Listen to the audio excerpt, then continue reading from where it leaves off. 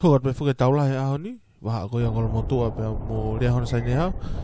Sama Cup foki ai fiahu gani ai komiti New Zealand Tongan Sports, sponsor foki he G-Man Autos.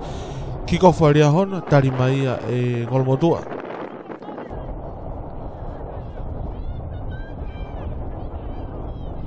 Lere mari ai toda kau tari faki kol motua hu mai va kau vainga Roger. Ha umea ki nau kapteni ka A4. Nau whama wai ki tau hipe kol motua nau pulu.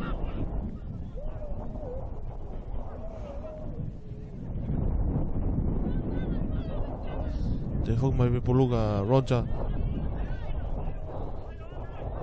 Kako ten over ya mau ya area hona. Alu mo nau huka area hona. Pil. Kako mea pango ko te more pulu ia ki kol motua. Nokon nia tuanga mai aki pulu ka et hama et kia Paula Marepo mea pangong nokon e Paula nau skala mai pulu a kol motua.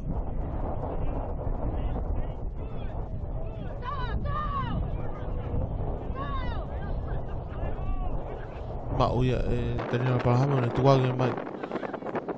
hau ki aki ki aka whakatoki ai aki ki mui aku wawe mai ai tifeni a kol motua nau mau e pulu. Aku mau ya Paula on ne vainga vawe mai e pulu ya aki kau fe mau he fa mau John ke na online out. Ano dua ve mau ya fika fitu a dia hona tuang mai he ta na kau tari faki. Ha oi ke na fika valu kia saya tong na fama oi to na habita e ngofulu pia me he lain tata o kol motua.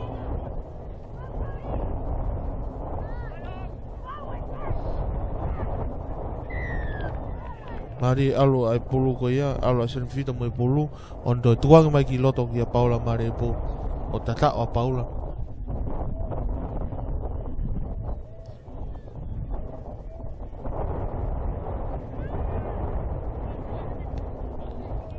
Aka fogia e etio hal kai woua aria hona sai neha ki he noa ki he nima noa kata ki he noa a kol motua. Kick off ia tari mai e pila nau whama oai tuanga tu kia saya alo saya le maria saya mo pulu whama oai saya halfway pulu vawe me halfway nau fesi kia et te whafok e te vainga ki loto maria malae hau mea saya kia sione Fama oe sione e pulu. Te tuangi mai me hafe ki a pila ka ko mea pango ku nok on e pila e pulu ai. Nau skala pulu ya a kol motua.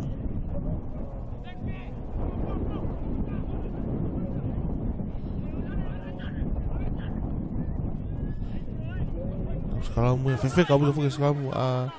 dia hona. Nau tuangi mai pulu. More pulu kan auto kau nokon ya e Paula te fok be pulu ki kol motua mau ya sias le no ha o sias mo pulu na fama oi kau more pulu kau te fa fok mai e fa mau e John ke na auto skalam tupu me rak nokon ya ria na skalam ya pulu kol motua to ia na valu e Roger kau tari vega mai e frita taf ya mo sai emotion fifita ona poke na ai pulu ai tifen le rei apito ya area hona fe mau e fa mau na to foki mai o skalam pulu area hona ko hinga na ko tangata vainga kol motuana le mo pulu kana tifen le rei o poke pe olunga e ka vainga area hona pe ini pe ko ke lava ke tuang mai pulu ke hoka de vainga more de vai pulu pulu ya area hona. Mari fuke tu kon konga noa. Ai fi vai nga ke ai ngo timi. Ne ngo pe ulai fanki fi halak kau ke to lai pe fuke taimi. Ke ai pe fanga mari ta ngo timi ke tamba ikuna. Na skala mu ya pulu area hona. hau me saya kia Paula Banepo aula Paula me pulu ne tuanga mai ki tua kia una hako aula una me pulu ndo laku mai ki loto me apango forward na skalam pulu agol motua I mita wanima na me lain tata agol motua mau ya roja ha roja mai pulu to ata buta ngai le fefeka fai tanga tanga ni talo ne hu mai ki he tu honoa ha o pulu ki tau toa kolmotoa na tuanga mai na to algu he na o kolo kau tifeni mai kau tau toa aria hona o na ave na to ki toa lain autia kau lain out vave a aki ki asione le asione frama uai kau mo to mo le pulu ki kolmotoa kau te fafok mai he fama vai nga tau te skalam pulu aria hona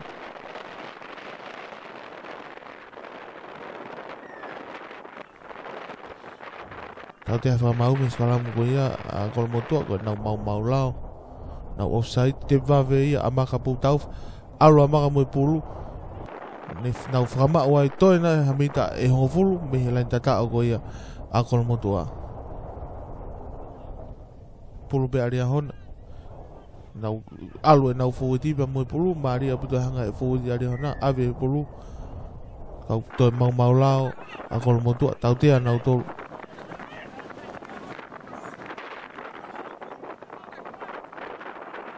foki mai pe e fa mau ko offside akol motu te piva veia eria hona kau to e fafoki mai e fa mau e vai nga tau te ai te piva ve ko ia pulu ia akol motua ko tau te foko ni ko nga ko te pi ka pau ke helao a pulu pau ke te tepi tau e pulu o alu me hato vai pa ko fore ke hoka te vai nga kana kai ke pe ni te piva ve aria hona pulu ai pe ia akol motua na uskam go ia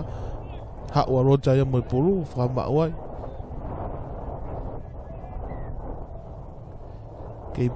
ke pulu pe a kolmotua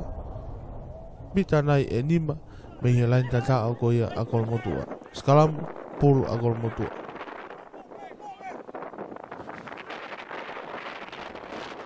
te to pe e roja pulu ha moi le mari ene a roja ne ma ngai mita la ma ene timi te a favoriti e tu pe timi a kolmotua te feni mai e timi a hona na fama oi tok tuag mai pulu ke na sinta kagu to ma obe e paula e pulu o ne tuag mai ia ke aki alo aki mai pulu va viat kia kau va inga ya hona na fama tuag mai pulu ke fesi ke eti to foki me eti ke tabe na kau va inga ka go more to foki pulu ki kolmotua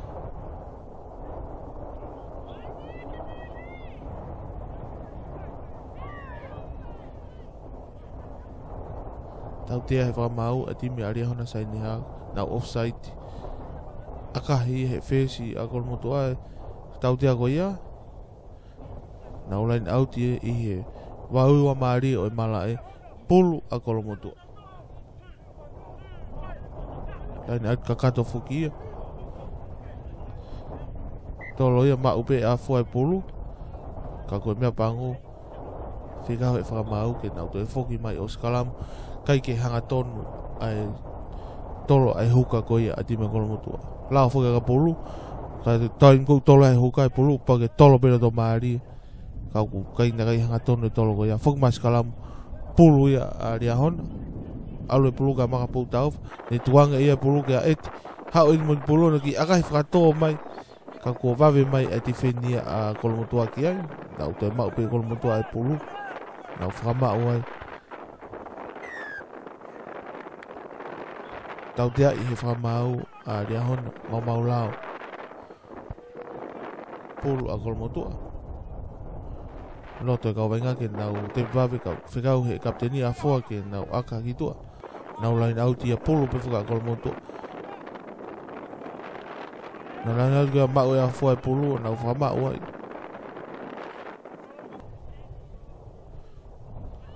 te hau pe foi te kol motoa mo pulu hau ka rocha toa ke mai rocha ki toa ke tau toa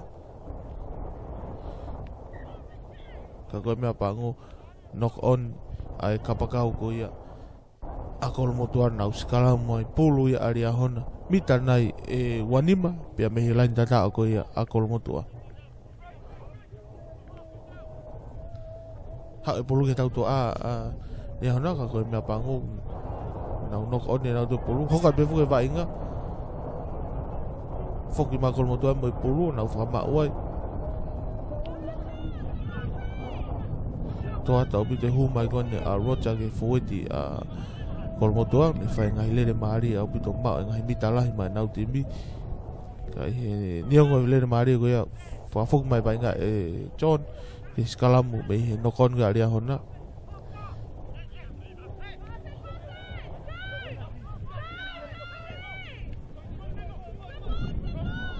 pulu be a kol motoa ti feni mai ria hona tuku mai fuke kol motoa vai nga ki noto ma noto vau Mario malae hau me nau kapteni a fo to alu be mo fo ti kol motoa toanga mai deva ki nau tau toa ti fin mai e fere tataf me di me aria hona kau ke mau pe e kol motoa nau pulu to fo ki nau kapteni ki a fo takilere au to he kapteni kol motoa nau ti mi a hon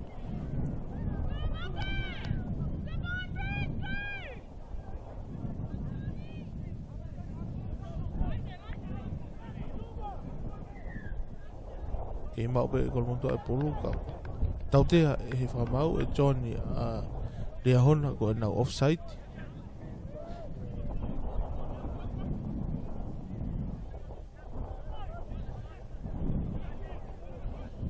te piva ve hafi a kol motoa te uhel hau he nau fesi tuange mai ke nau kapteni ka fo te tuange a fo ki tuange he taha nau ka pakau alu he nau fika fitu ke asione tui puloto alu asione mo pulu o mauia e fika wataha ko ia a kol motoa tata ore o kolo ia alu hake kai woua a ria hona ki he nima a kol motoa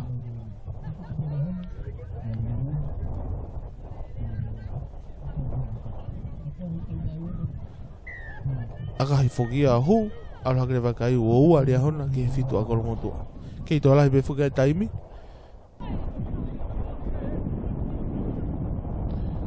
ofo e te pulu hapo mai e hafi a kol motoa o ne tuku mai e vainga ka o tifeni lere ia e taha ka utanga tarifa ki e timi a ria hona auti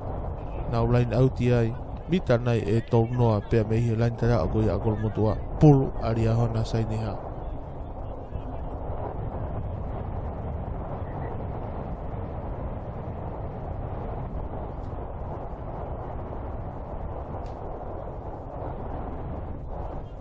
Maria bude vainga ngo timi ahon tu be oku ma ube he kau mamata na ulava mai gloto galani ahon ni ma o ha sio vainga fia e tare ni tigoni e tau fanau tau tia e John a ria hona to ma ube e afo ai pulu one te piva ve ia ki ma ube fo kol moto e nau pulu ha u to ta e nau ki nau kapakau kada ke nau fika fitu al me fika fitu ki nau huka to tu mai ki nau hafe ha u ai ki nau fika ono Timote Poes to ata bule Timote le la hin ba fama o mai ai ka ko tau tia e John ria hona ko offside pa ko te piva ve e fika ula ki a kol motua ka ko mea pango tua ia tu ni ka wainga nau timi ke popo ki ai finga ke te fok mai pulu pa ko tau te ia te piva vere aria hona sai ni hai al mea etika Paula Maripot lere Maria pita Paula ka hane ka wainga tu ki mua o e fiauhi e tuange mai ki a sione ma ka fugen he mata tol Maria timi aria hona sai ni al sione mai pulu ha me nau fesi al ka maka po tau tuange mai maka ki tua ke tota ka utarifaki tautoa timi goia ari hana to fuk mai be pulu me amak ki amak on laku mai maka ko me pango kuneri ia ke tota ka vainga goia a kolmotua tifeni mari au pitoia ka ke ma upe kolmotua e pulu aka hi e roja kai fu aka lere yen to ma mai pe di hana e pulu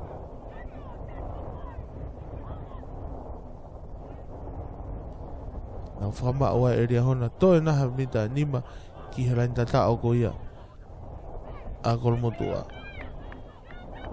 me pango nok oni fo te ma be kolmotua pulu alu ki asias e no akahi asias turi ma ka pakau a kolmotua ne ma e pulu ka me pango ne nok on fa fok ma deva e fa mau e tonio na skalam pulu ia area hona saini ha alu ke na tautoa alu eti ma pulu ne tuang mai e gitu aki a Paula Marepo to ta puta le ko a Paula alu ai pe Paula o tata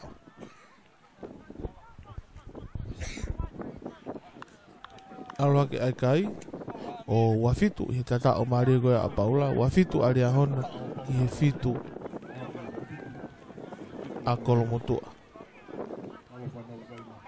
to foki aga fahu a maka potau tu akai wa fitu ki fitu hala aga maka ki off mai ai kolmotua ka ko me pangu aka hi hanga tonu pe na tolo auti pa hi lao go aga pulu aga hi hanga tonu pe heo auti e to foki mai river me ki ko fu te foki mai river skalamu i loto mario malae skalamu ya pulu ya ria hona to o ya ka pakau ga ria hona o heke mai o vai nga valo da ni ta o ya aki alo aki me pulu sai opito kau opito ni he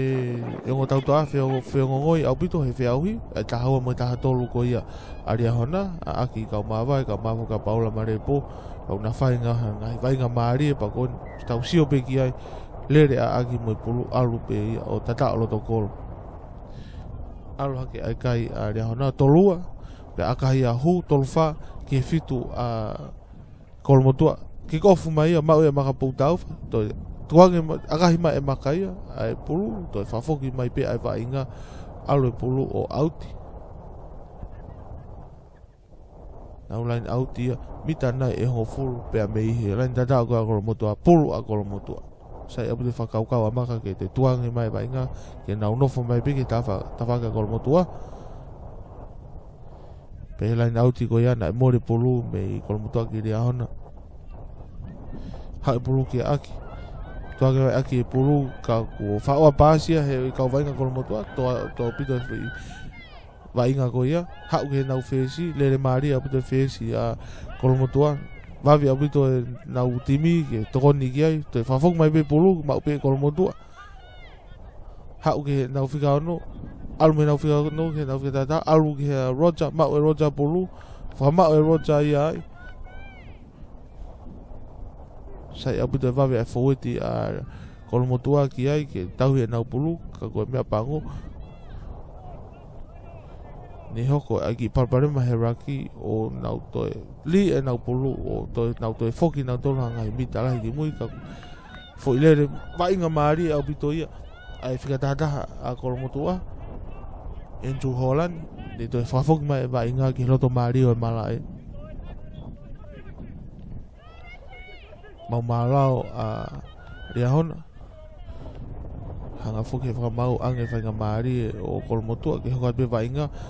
ka go to fa foki mai e fa mau ko mau malau a ria hona pa ko te piva vi fica valu a kolmotua si asle no ha u mo pulu te kolo ia to mau be foti go ia a kolmotua e pulu na fa foti e na to pulu fa mau ai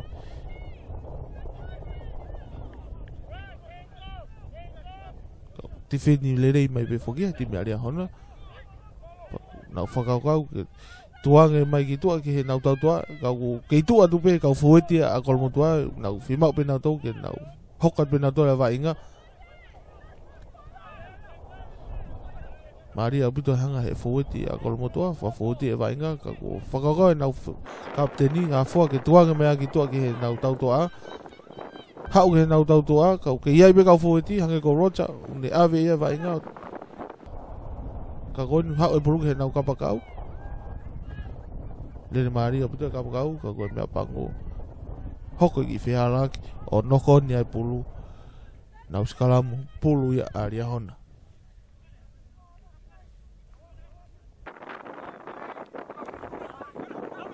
I agai whakato mai e maka ka ko mea pango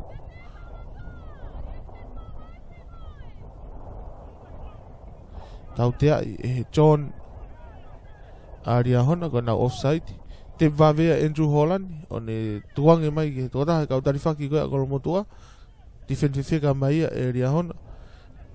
ka ke ma pe ko motua pulu ma o rocha ha o rocha mai pulu o fama o ai to na hamita e ngo fulu me randa ta ko ia Aria hona ka ko me pango no ko ni rocha pulu na na skala mo ai pulu ya Aria hona ha o na favalu mo pulu tuange mai ka Paula Marepo Lere Maria ai senta ko ia ia hona bane to ki tuang mai kono hoa va inga kia aki ka ko me pango na defenia out pulu akol moto ala na di ka ko kau ia puna pulu fa fiki ki Maria afleta taf o fok mai pulu ia ki ia hona ka ko me pango na defendere mai pe akol moto o out ai tangata va inga ia hona na ulain out ai pulu a kolomotua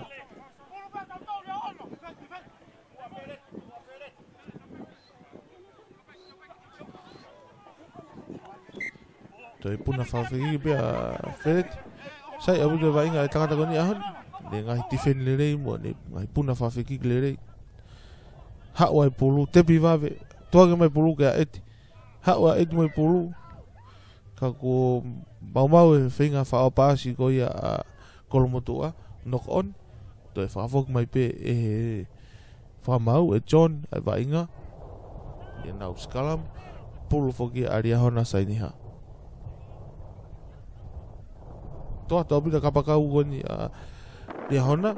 whika taha sione fifita o to lau pe foki a vainga e fawoti pako tangatanu heke mai o whika walu e tu honoa Kei mau pe foki e ria hona ai pulu aluia pe mo na huka o fa ma wai to fa fawiti e to pe na ufika ta fitu ai pulu tok tuanga mai deva ki na fesi ki amak ko to e fe ma fawiti ki na to ala to pulu to fa fawiti e pulu to mai ka sene fifita Kei mau pe foki fawiti a ria hona ai pulu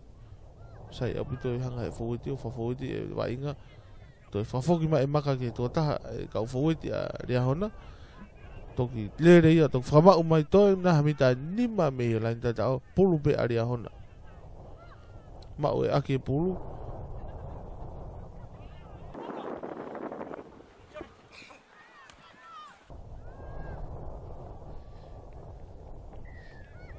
tuange mai o tata o ai nau tangata vainga maari ko ahoni fika tata sione fifita ala ke kai toluhiva aria hona ki fitu a kolmotua akahia e maka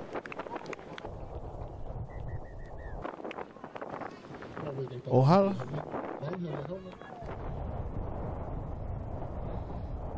pea koe kaia o ahoni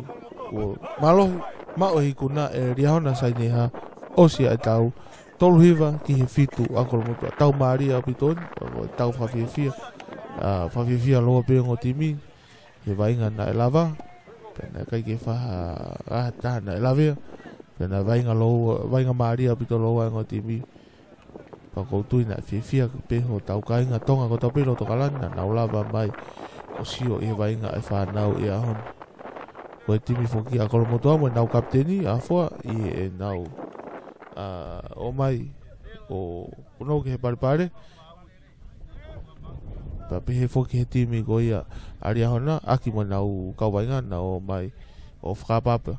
ki he kau mamata e ahoni. Ko e whaas foki e programa kana se no tonga ke taulahi ko e ahoni.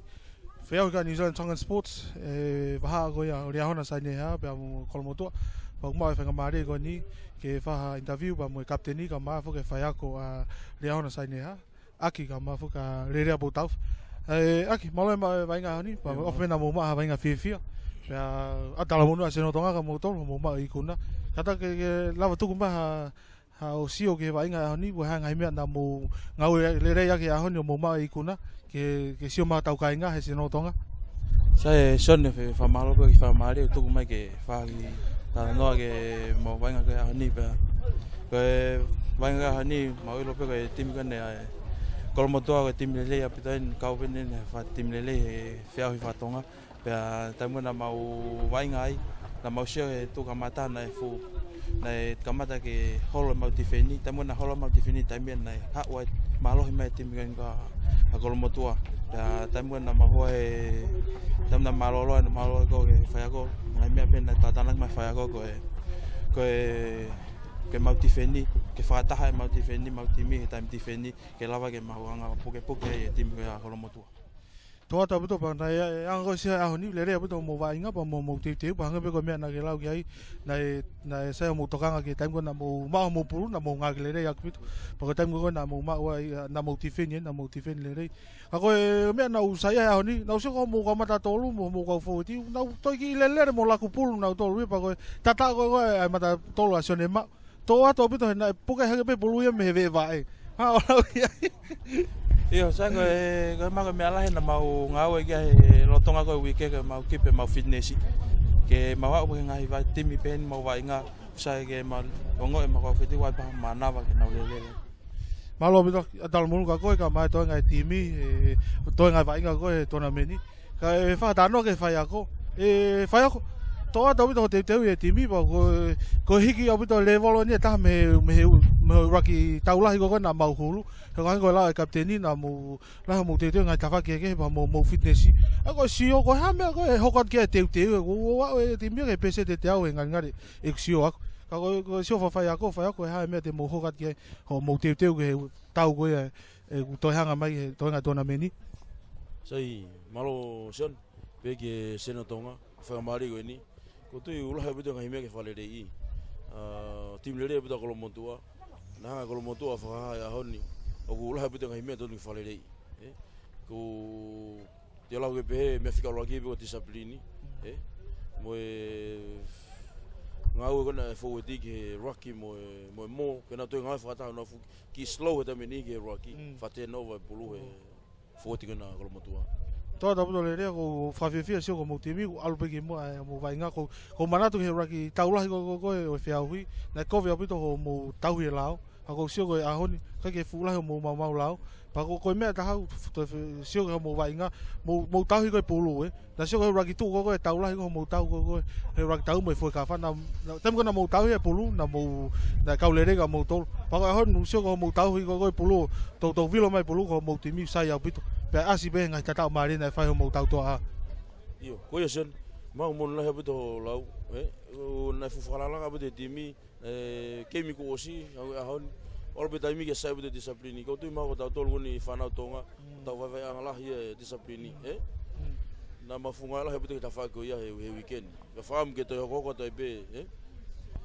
malo bito le rea ba fenga mari ka mo ka aki kapteni ato e tala monu se no tonga ka mo to ngai timi ke to ngai kon ko fiaui of be ke mo to ma va inga le rei mo fia he tau go hanga mai me malo bito son ko re be ha fa ga timi ko malo fa malo e se no tonga malo bito malo ko la foki taula he fiaui New Zealand Tongan Sports ya ni me lo tagani vaha ko ya le hona sai ne ha pe mo kolomotua pa mai fanga mari ko ni ke fa ta no mo kapteni kolomotua ke ne mai ha ne sio mane na laiso ke tau ko ya taula ko ya honi fo malo mai fanga mari ko ya sio ke mo vai nga hani pa malo vai nga malo mo vai nga mari fa na ya hon time kolomotua malo pito o vai nga fa fi pito time kolomotua o ka mari e pe ta mai ki nga ko ta mai ki ko pe me Wesley o mo to kon mai ke tima ko mo to ka kon fa ka to o lava le le be vainga ne ngo ku lungia ka ku fai be sio ki mo ke hoko atu e fehoi ko fa ve fia fo ke sio a honi e ka mama ta ko me ya pi pa mo community na ma sio e vainga fa ve fia fo so to la mo ka ureka na ke alwa pa ko tui ka ta o me hen te mo fi venga di mi ko mo to o vai fo ke sio ki nga we tim ta han ma ko to tu po na ho ko te tim ko mo to ka ku ta mini ku hanga ko ka ka me mau timi me la ne pe ta fi ta val ako mahalo ko pe ko la ta e timi ta wa ta be fo ke yo si lo pe ka ne ngo yo ku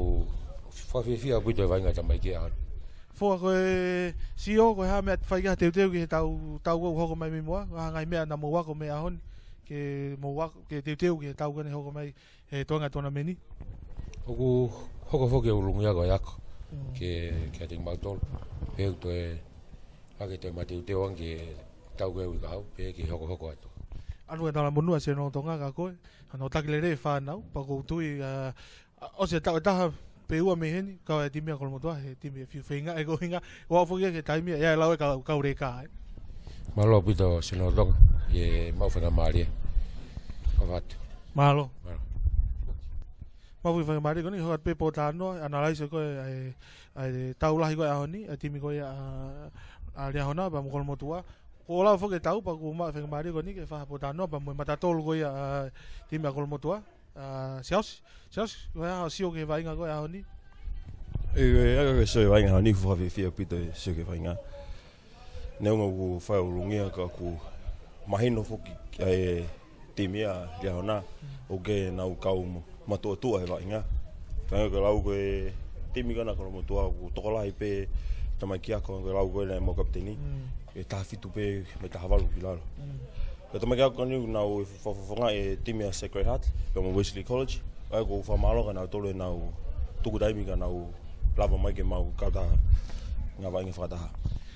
Saus hanga pe ko mea na lau kia kapteni a fua. Tola he fangi tamai ki homo wako o mo timi o ko tui pe wai ngai me ala na wako me vainga ko hani ka ngata pe vainga hani ka ko tonga ko tona meni ke sio na waka ngai me ala e ngari tokoni ka na tol he hoko ka ko ngai tona meni e hoko mai me mo ko na ngai vainga ko na teu ki ai ke mo lai foku na ule pe ki mo pa mau tau ko tanga ke ka re ka ku nengo pe mau vainga ka pulu ka ku to mato tu ange timi mo vainga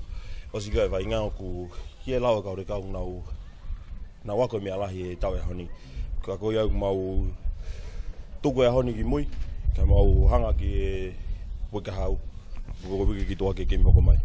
fa vi fo ki sa se sio yanga sio ke vai nga honi ne ngo mo timi ko fangi tamai ke ik kana kai ke nau fo na nau vai nga pe wa ke mo min fa si pa ko tui ko ka wia ki tokon lai ka te ko pe mo toenga timi ka ma fa kapteni pa wat fo ki tala monu se no tonga ki ko ka mo fo pa mo Paula ka pe fo ka kopalana he toenga ko te ke ngai tau ko ko mai me mo tona meni pa ko tui e ai pe ai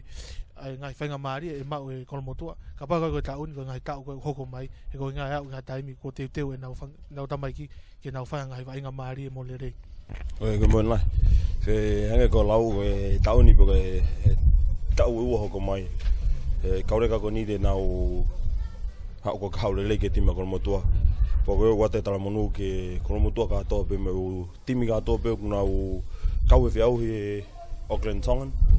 wa te tala monu ka to ka te mo tolu o fo ke mo ma fiau fe fia mo fon glacier malo